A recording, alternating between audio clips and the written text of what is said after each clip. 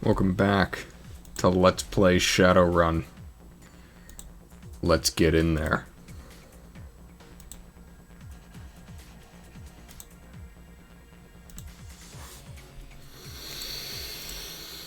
Oh, Holmes. Before you is a medical lab turned torture chamber. The smell of old blood and decayed flesh permeates the room. Gory stains speak of the body's fluids spilled without regard for well-being or hygiene. There are bodies, presumably former patients, trapped in hideous machines, enduring horrific experiments. The subjects you can see all appear dead. Any that aren't must wish they were. You've chased Holmes to his lair. Just as his face reveals an ugly soul, so does his safe haven, it would seem. Holmes, Silas, the Emerald City Ripper. The elf is a monster beyond compare. It's time to end this.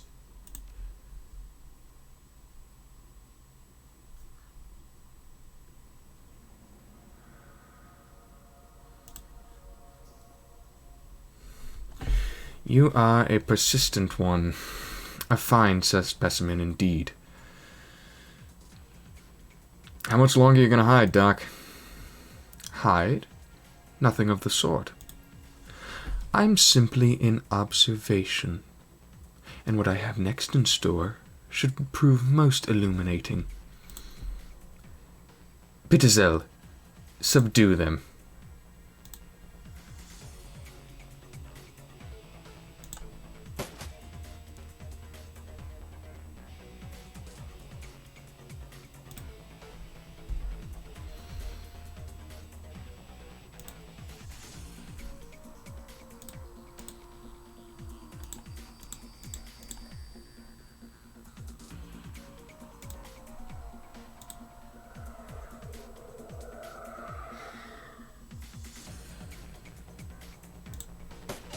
There we go. And who is this man? A very large man. Okay. Okay. I'm absolutely jacked.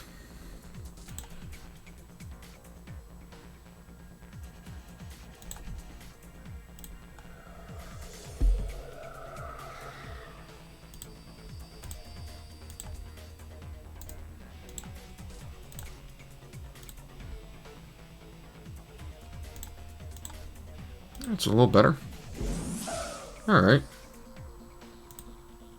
I don't know, try and hit him with this. Hey! Can Liz actually finish him? Maybe. She needs a... Yeah, I was gonna say, don't think she's... Ah! Ah! Okay, well, good try on me, I guess. Can't you do anything right, Pitzel? Real? He's actually got some health.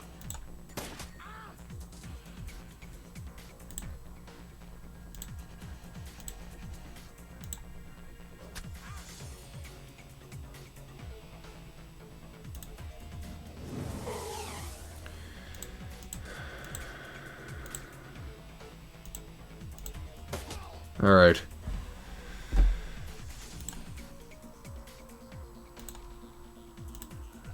Slow down, pal.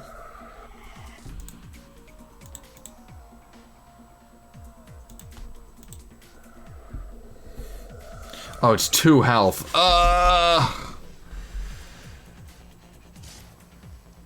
Acid. Thank you. Guys, he wasn't hiding.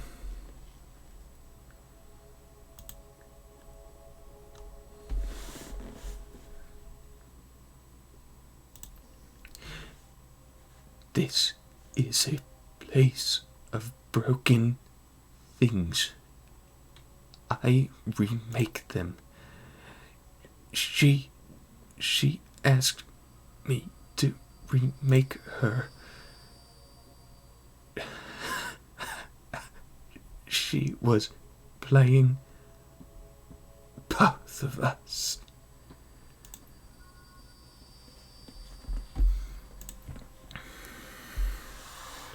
I mean, as I mentioned, broken things, right? So he took the blind eyes from that lady. I would assume the person he took the heart from had some sort of issue, some sort of heart issue. And I mean, Sam definitely, he had cirrhosis or something, he had to.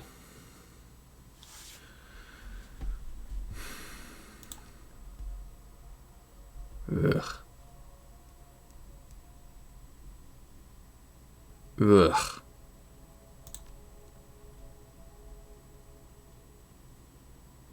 His handwriting fits the stereotype. Sam's mother.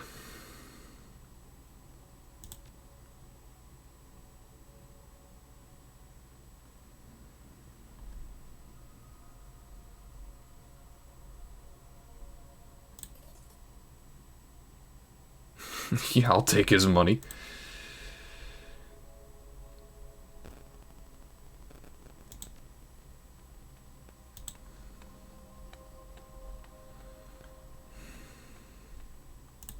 So was he remaking people by... Oh, jeez.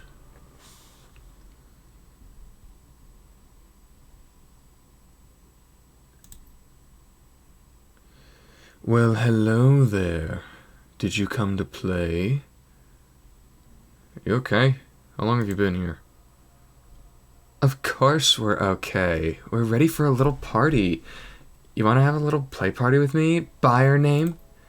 Oh, jeez.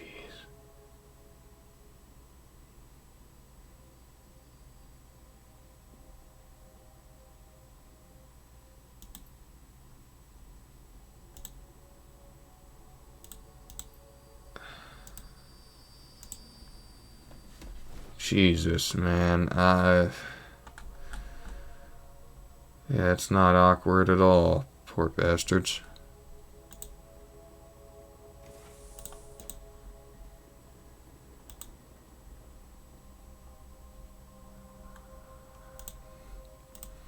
Let's get out of here. Good work, team.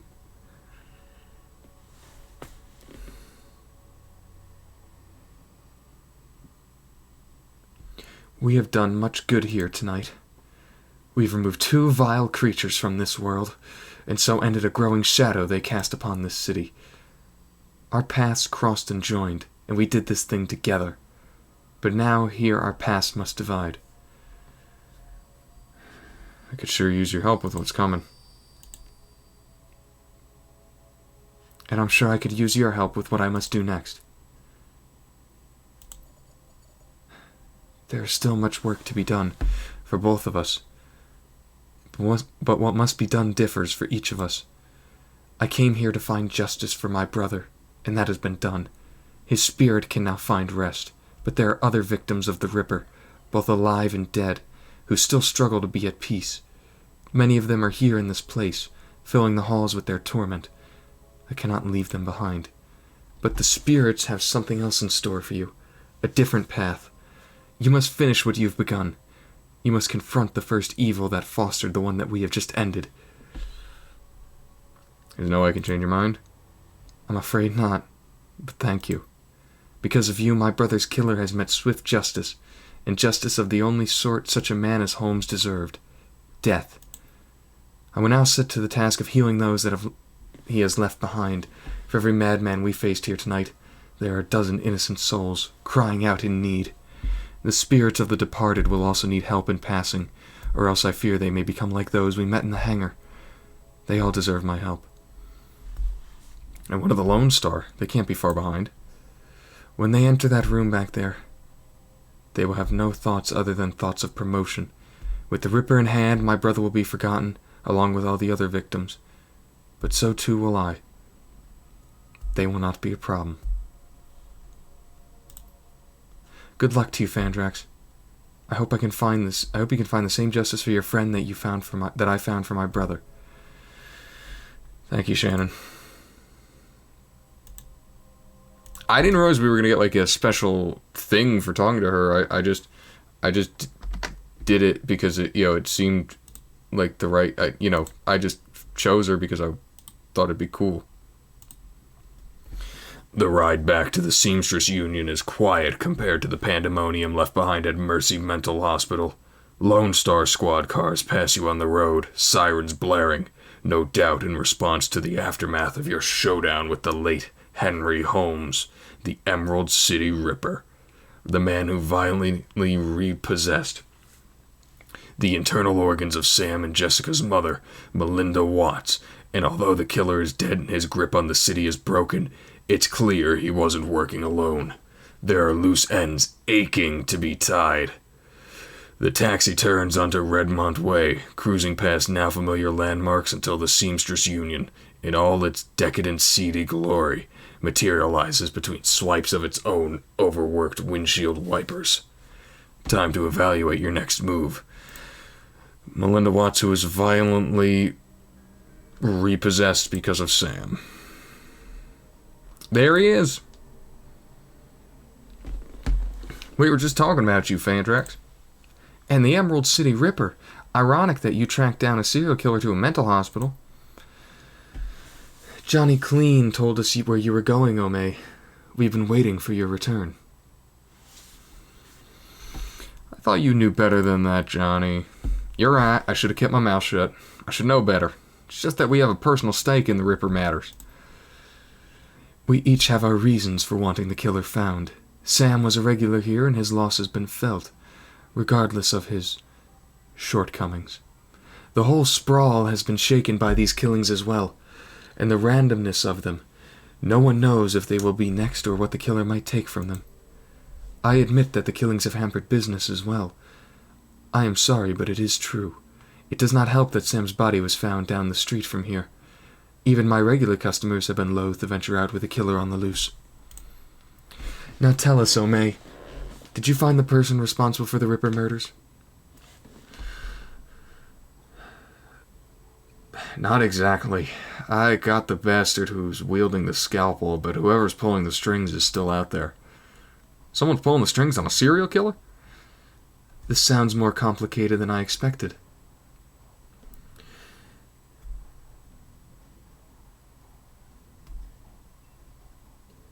Yeah, but it is. The head of the asylum was killing specific people to harvest specific body parts. All of the transplanted organs came from the same donor, Melinda Watts, Sam's mother. It looked like he was putting her back together.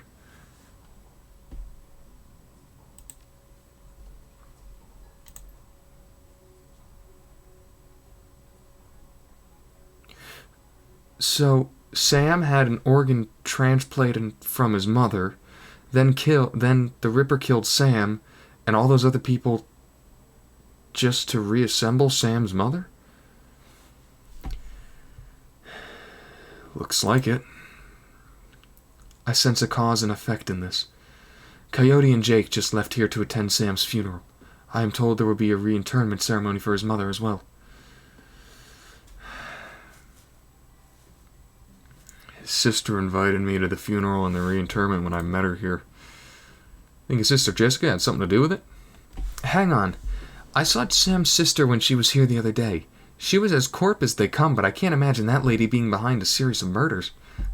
There's got to be something else going on. It is clear that you must go to the funeral and talk with Jessica Watts, Fandrax. That's where I was headed, Miss Kubota.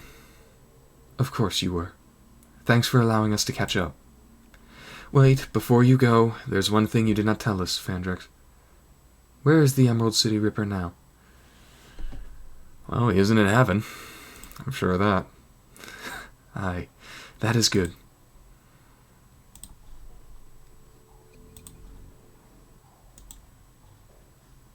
Just make sure there's no one to talk to. There is. Welcome back, Fandrax. Good to be back, Mr. Chloe. What's the latest news? I feel I should be asking you.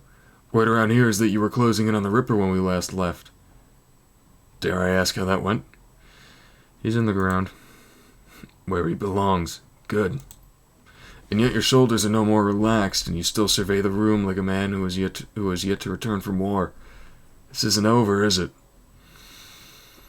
There have been some complications. I was hoping this would soon be all behind us. The Barons have a short memory, but for wounds such as these, it makes an exception. To see this prolonged, I fear it may forever change the landscape. Gangs have already started to take advantage of the chaos left in the Ripper's wake, and it only serves to destabilize what semblance of order there was, paving the way for the megacorps to make land grabs and push poor Sinless further to the fringe, where the dangers are greatest. Greatest. Sooner or later, even the Union could be threatened. It would take an army, Mr. Cluey. Maybe a couple. Take care, Fandrax.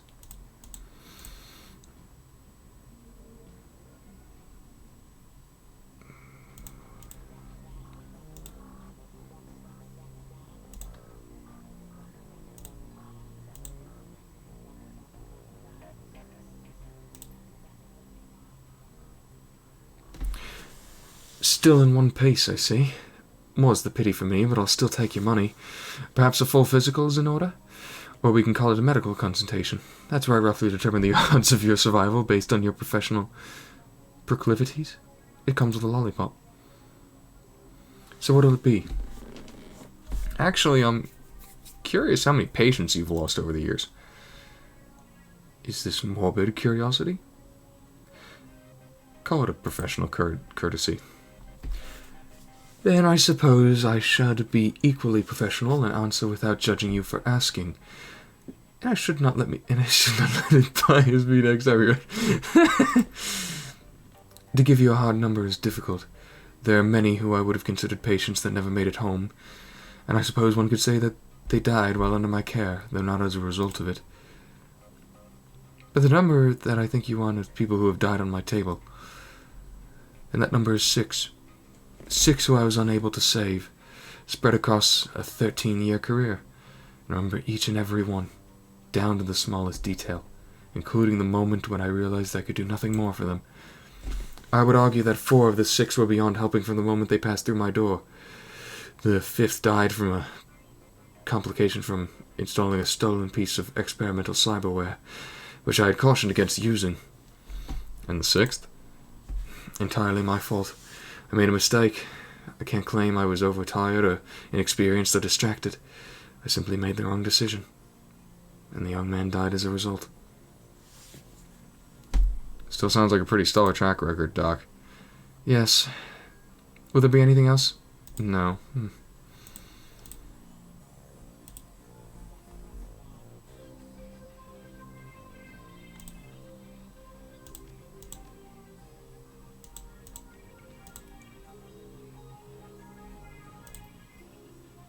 Ah, Fandrax.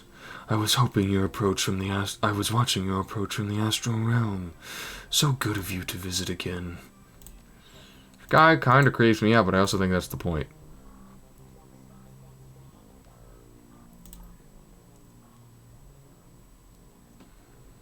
Got some catalogs I just got in, if you might be interested in an order.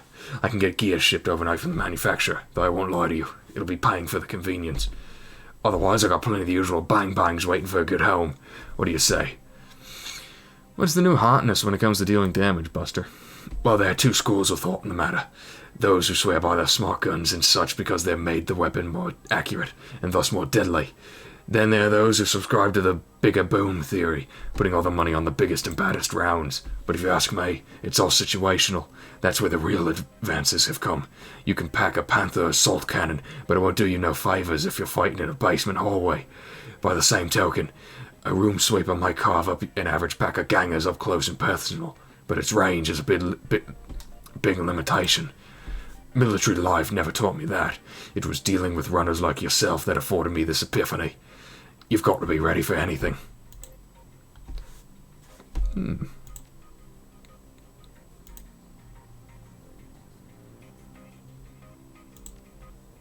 I don't think Mersman has ever had anything additional to say.